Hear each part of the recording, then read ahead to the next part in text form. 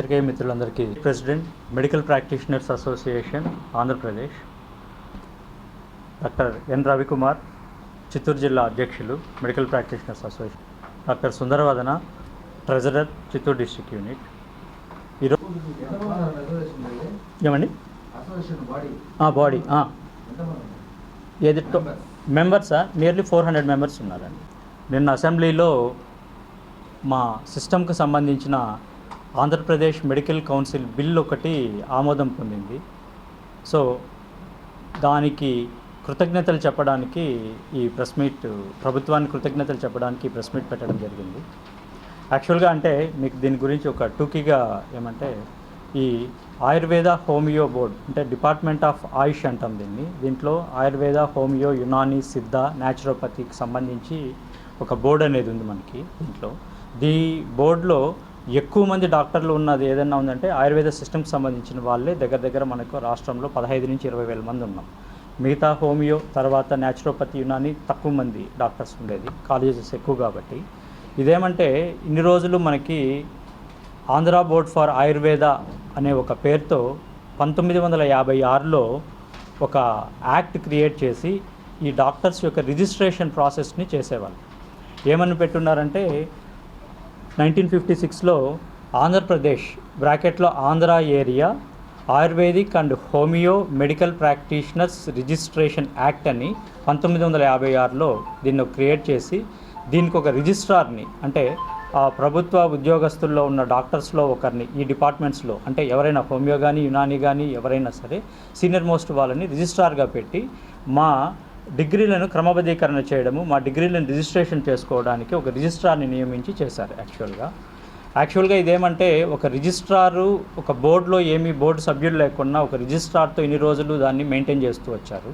దానికి చట్టబద్ధత లేదు. ఎందుకంటే ఆ 1956 యాక్ట్లో BAMS అంటే bachelor of ayurvedic medicine and surgeon అనే డిగ్రీనే పొందుపరచలేదు దాంట్లో. కానీ ఆ బోర్డులో మాకు రిజిస్ట్రేషన్స్ 5 ఏళ్ళకి ఒకసారి రెన్యూవల్ చేయడం అన్నీ జరుగుతూ వచ్చాయి. కానీ దానికి BAMS అనే పదం లేదు. అప్పట్లో DIMS అని, DECIM అని, ఓల్డ్ వైద్య విద్వాన్లని, వీళ్ళ పేర్లన్నీ కూడా పొందుపరిచారు. కానీ ఈ బ్యాచులర్ డిగ్రీ అనేది దాంట్లో పొందుపరచలేదు. కానీ అప్పట్లో అవగాహన, మనకు మీడియా ఇంతగా లేకపోవడము, డాక్టర్లు అంతమంది లేకపోవడము. అప్పుడు కంబైన్డ్ స్టేట్లో మనకున్నది 3 కాలేజీలు. ఫస్ట్ వచ్చేసి విజయవాడ, వరంగల్, దాని తర్వాత తిరుపతి SV ఆయుర్వేదిక్ కాలేజ్ వచ్చింది 3. తర్వాత ఇప్పుడు రీసెంట్గా ఈ 5 సంవత్సరాల్లో గుంతకల్ కాలేజ్ ఒకటి కొత్తగా మన రాష్ట్రంలో వచ్చింది. ఇవి తప్పితే ప్రైవేట్ కాలేజెస్ అనేవి మన ఆంధ్రప్రదేశ్లో ఆయుర్వేదిక్ కాలేజీలు లేవు. కాబట్టి ఆడ ప్రతి కాలేజ్ నుంచి సంవత్సరం నుంచి వచ్చే విద్యార్థుల సంఖ్య 20 మంది ఉండేది అప్పట్లో. ఆ 20 మందిలో కూడా డిస్కంటిన్యూ అయ్యి ఆగిపోయే వాళ్ళు, ఇంకో డిపార్ట్మెంట్స్కి వెళ్ళిపోయే వాళ్ళ వల్ల 10-15కి కన్స్ట్రిక్ట్ అయిపోయి చాలా తక్కువ మోతాదులో ఉండేవి. ఈ తిరుపతి కాలేజ్ కూడా ఏమంటే 2000 బ్యాచ్ నుంచి 40 సీట్లు చేశారు. విజయవాడ కాలేజు 2002 నుంచి 50 సీట్లు చేశారు. కాబట్టి ఈ మధ్య కాలంలో డాక్టర్ల సంఖ్య పెరగడము, డాక్టర్లు పెరుగుతూ వచ్చారు. అప్పుడు ఇంత అవేర్నెస్, అవగాహన లేకపోవడం వల్ల ఏమీ తెలిసేది కాదు. అప్పుడు తెలంగాణ, మనం ఆంధ్రప్రదేశ్ కలిసి ఉన్నప్పుడు కూడా ఏమంటే ఈ బోర్డు తెలంగాణ వాళ్ళు సపరేట్గా తెలంగాణ బోర్డు అని పెట్టుకోండేవాళ్ళు. అంటే ఒకే చోట ఆఫీస్ ఉండేది, LIC బిల్డింగ్ హైదరాబాద్లో సూర్య థియేటర్ ఎదురుగా. కానీ సపరేట్గా ఒక రూము ఆంధ్ర బోర్డు అనేది ఒక సపరేట్గా, తెలంగాణ బోర్డు అనేది సపరేట్గా. ఆ తెలంగాణ బోర్డు ఎలా ఉండేదంటే సింగిల్ టైం రిజిస్ట్రేషన్, ఒకసారి రిజిస్ట్రేషన్ చేసుకుంటే మళ్ళీ రెన్యూవల్ అవసరం లేదు వాళ్ళకి, లైఫ్ టైం. అది మన ఆంధ్రాకి ఏముండేదంటే ప్రతి 5 సంవత్సరాలకు ఒకసారి రెన్యూవల్ చేసుకోవాలి. మనం వెళ్ళి ప్రతి 5 ఇయర్స్కి ఒకసారి కొంత ఫీజు కట్టి మన లైఫ్ సర్టిఫికేట్, మన ఆధారు, మన అడ్రస్ పొందుపరిచి మనం రెన్యూవల్ చేసుకుంటూ ఉండేవాళ్ళం. అంటే అప్పట్లోనే ఆ డీవియేషన్ అనేది ఉండేది. ఆంధ్ర తెలంగాణ బోర్డ్స్లో తేడా ఉండేది. తర్వాత మనం ఆంధ్ర విడిపోయిన తర్వాత ఇక్కడికి వచ్చిన తర్వాత మనం అదే పద్ధతిని కొనసాగిస్తూ ఉన్నా కూడా ఈ ఎప్పుడైతే చట్టబద్ధత లేకపోవడం వల్ల ఏమవుతుందంటే రీసెంట్గా కూడా ఏమంటే అల్లోపతి డ్రగ్ ఇన్స్పెక్టర్స్ వచ్చి ఆయుర్వేదిక్ మెడికల్ షాప్స్ పైన దాడులు చేయడం స్టార్ట్ చేశారు. అంటే ఆయుర్వేదిక్ మెడికల్ షాప్స్, ఆయుర్వేదిక్ ప్రాక్టీస్కి క్లినికల్ ఎస్టాబ్లిష్మెంట్ యాక్ట్ అనే ఒక యాక్ట్ లేకపోవడం వల్ల అల్లోపతి వాళ్ళకు ఉన్నట్లు ఇక్కడ ఎంతమంది డాక్టర్లు ఉన్నారు, ఎంతమంది మెడికల్ షాపులు ఉన్నాయి, ఏమి అనేది ఒక స్టాటిస్టిక్స్ అనేటివి లేకన్నా పోయింది. యాక్చువల్గా ఏమంటే అల్లోపతి వాళ్ళకి ఆయుర్వేద పైన వచ్చి దాడి చేసే ఎటువంటి అధికారాలు లేవు. కానీ పాత డ్రగ్ యాక్ట్లో ఏమంటే ఫార్మస్యూటికల్స్ ఫార్మోకైనెటిక్స్ అనేసి డ్రగ్ యాక్ట్లో ఏమంటే అప్పుడున్న పరిస్థితుల్లో అన్నీ ఒకే చట్టం కింద తీసుకొచ్చారు. 2006లో దానిపైన అమెండ్మెంట్ చేసి మార్పు తీసుకొచ్చినా కూడా దాని అవగాహన ఎవరికి లేకపోవడం వల్ల రీసెంట్గా కూడా ఒక నెల్లూరులో ఈ మధ్య తిరుపతిలో కూడా కొన్ని చోట్ల జరిగినప్పుడు అసోసియేషన్ దాంట్లో మేము కమిషనర్ గారి దృష్టికి తీసుకెళ్ళి దీనిపైన చర్యలు తీసుకొని మాకు సపరేట్గా డ్రగ్ ఇన్స్పెక్టర్ ఉన్నాడు, వీళ్ళ ద్వారా వీళ్ళు వచ్చి మాట్లాడాలి, అల్లోపతి వాళ్ళకి వీటికి సంబంధించిన మందుల విషయంలో ఎటువంటి అవగాహన ఉండదు అని చెప్పి కూడా చేసుకొచ్చాం. ఇవన్నిటికీ ఎందుకు చెప్తున్నానంటే ఈ క్లినికల్ ఎస్టాబ్లిష్మెంట్ యాక్ట్ అనేది ఎంత ఇంపార్టెంట్ అని.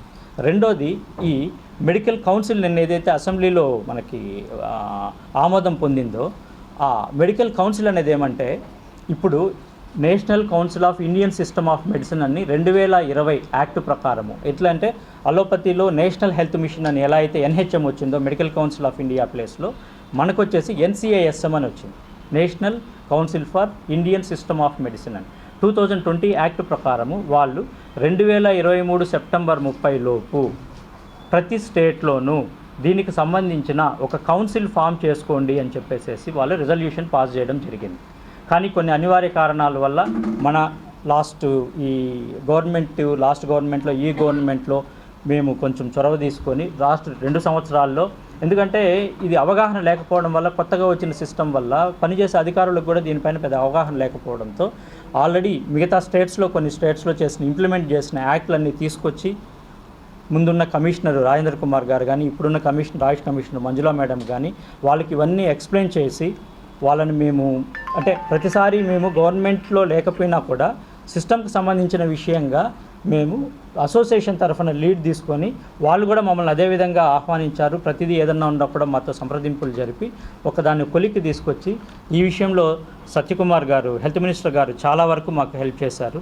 ఎందుకంటే ఆయన తిరుపతికి రెగ్యులర్గా ఇంతకుముందు మినిస్టర్ కాకముందు వస్తూ మా కాలేజీలో వచ్చి మాతో కలిసి ఉండే చనువు మాకు ఉంది అతనితో, కాబట్టి అతని సిస్టమ్ గురించి అవగాహన ఉంది కాబట్టి ఆయన చొరవ తీసుకొని అది నిన్న అసెంబ్లీలో బిల్లు ఆమోదం పొందింది ఏకగ్రీవంగా. ఈరోజు శాసనమండలిలో ఆమోదం పొందుతోంది. తర్వాత ఇది గవర్నర్కి వెళ్ళిన తర్వాత గెజిట్ ఫామ్ అవుతుంది.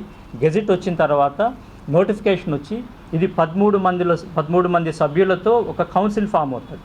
ఎలా అంటే ఇప్పుడు మనకు టీటీడీ పాలక మండలి ఎలా ఉంటుందో చైర్మన్. ఓకే,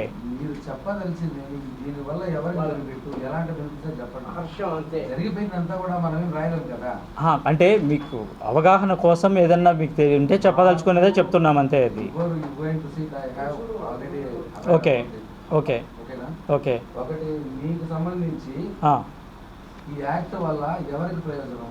డాక్టర్లకే ప్రయోజనం. డాక్టర్లకు ఎందుకు ప్రయోజనం అంటే ఇప్పుడు ఈ NCISM యాక్ట్ రావడం వల్ల క్లినికల్ ఎస్టాబ్లిష్మెంట్ యాక్ట్కి వ్యాలిడిటీ వస్తుంది ఇమీడియట్గా. తర్వాత ఈ NCISM గైడ్లైన్స్లో డాక్టర్లు చదివేసిన తర్వాత కూడా వాళ్ళకి నాలెడ్జ్ గెయినింగ్ కోసము ప్రతిసారి 5 సంవత్సరాలకు ఒకసారి రెన్యూవల్ చేసుకునే దాన్ని క్రెడిట్ పాయింట్స్ పెట్టారు. అంటే మేము డాక్టర్లు అయినా కూడా మేము కంటిన్యూస్ మెడికల్ ఎడ్యుకేషన్ ప్రోగ్రామ్స్లో మేము ఇన్వాల్వ్ అయ్యి మేము కొన్ని క్రెడిట్ పాయింట్స్ తీసుకున్న తర్వాతనే 5 సంవత్సరాలకు ఒకసారి 50 క్రెడిట్ పాయింట్లు ఇస్తేనే మాకు రెన్యూవల్ అనేది వస్తుంది. 2, ఇంకోటి ఆర్థికంగా మనకు నేషనల్ ఆయుష్ మిషన్ అనేటివి ఉన్నాయి, దాని ఫండ్స్ అనేటివి చాలా వస్తున్నా కానీ ఇక్కడ ఎక్కడైతే కౌన్సిల్ లేకపోవడం వల్ల ఒక రిజిస్ట్రార్తో రన్ చేస్తున్నారు బోర్డు. కౌన్సిల్ అనేది వస్తే ఏమంటుందంటే ఈ డాక్టర్స్లోనే 13 మంది కౌన్సిల్ సభ్యులు అనేది వస్తారు. ఒక కమిషనర్ ఎక్సఫియో మెంబర్గా ఉంటాడు, 2 నామినేటెడ్ పోస్టులు ఉంటాయి, 6 ఆయుర్వేద పోస్టులు, న్యాచురోపతి 2, యునానికి 3. ఇలా ఇది ఆ 2 నామినేటెడ్ పోస్టు కమిషనర్ తప్పితే మిగతాన్ని ఎలక్టెడ్ బాడీ అన్నమాట. డాక్టర్స్లో మేము ఎలక్టెడ్. అప్పుడు ఆ గవర్నింగ్ బాడీ వచ్చినప్పుడు మనం దాని గురించి, ఎందుకంటే డాక్టర్స్ ఈరోజు వెళ్ళి ఏదైనా సమస్యలు చెప్పాలన్నా మేము ఎవరికి విన్నవించుకోవాలన్నా కూడా అక్కడ రిజిస్ట్రార్ ఉంటాడు. ఆ రిజిస్ట్రార్ అనే అతనికి ఒక రిజిస్ట్రేషన్ రెన్యూవల్, మెడికల్ షాప్ లైసెన్సులు వీటిపైన ఉండే దాంతో ఏమవుతుందంటే మా సమస్యలు వినే పరిస్థితి లేదు. ప్లస్ నిరుద్యోగం గురించి ఎవరికైనా చెప్పాలి మాట్లాడాలి అంటే కమిషనర్ వస్తారు. కమిషనర్కి అనేవి కొన్ని పరిధుల్లోనే ఉంటారు. కానీ ఈ కౌన్సిల్ రావడం వల్ల ఏమవుతుందంటే ఎప్పుడైతే ఆ పవర్ అనేది మా చేతుల్లో ఉంటుందో మనం సమస్యల్ని గవర్నమెంట్కి దగ్గరగా నేరుగా చేరవేయడానికి అవకాశం ఉంటుంది, సమస్యల్ని మనం చేసుకోవచ్చు. అవును.